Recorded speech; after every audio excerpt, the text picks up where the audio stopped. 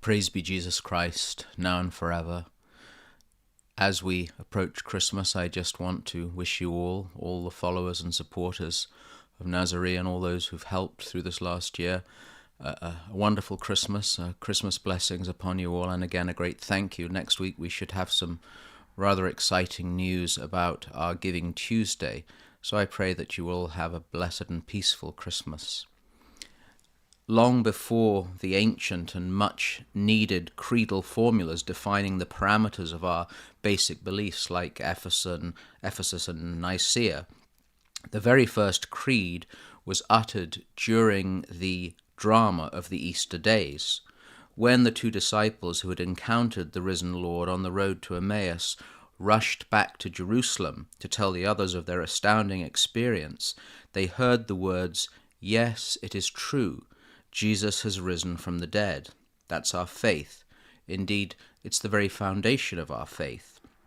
If, as one inane clergyman said many years ago, the resurrection was merely a conjuring trick with bones, then we should all eat and drink and be merry and perhaps become Hare Krishna devotees. Yes, it is true. Christ is risen and all has changed. Before that fact, we pause and ponder the cosmos-changing precursory fact, the very reason we celebrate Christmas, without which the resurrection itself might not have the foundation it required. As we've pondered this Advent, the idea of our Christian lives, and Advent in particular, being the in-between time from Christ's first coming at Christmas to his second and final coming on the last day, our meditation for Christmas is the simple question of who and what we celebrate on Christmas Day, and why it changes everything. Jesus Christ, born of Mary, foster son of St. Joseph, is God. When we genuflect, as we should, during the Creed on Christmas Day, at the words, "The Word became flesh and dwelt among us," we're acknowledging, both with our words and the attitude of worship and obeisance, that simple truth. It is either true or untrue. There's no middle ground. The idea of the agnostic, a spiritual intellectual sitting on the fence, is a feeble one. It lacks courage. Sir John Betjeman, the late English poet, put it rather well in one of his Christmas poems. When being considered for the position of poet laureate, the Guardian newspaper described him as arbitrary and irrelevant, something the Guardian would know all about. Betjeman, with his characteristic good humour, enthusiastically agreed that he was irrelevant.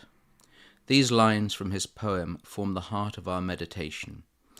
And is it true, and is it true, this most tremendous tale of all? This most tremendous tale, the truth we affirm in the Creed, the dogmas of the faith, the 2,000-year-old history of Christianity, the beauty created by Christian culture, the doctrine of the dignity of humanity, and finally the beauty of holiness exemplified in the lives of the saints, all depends on the answer to that question. And is it true?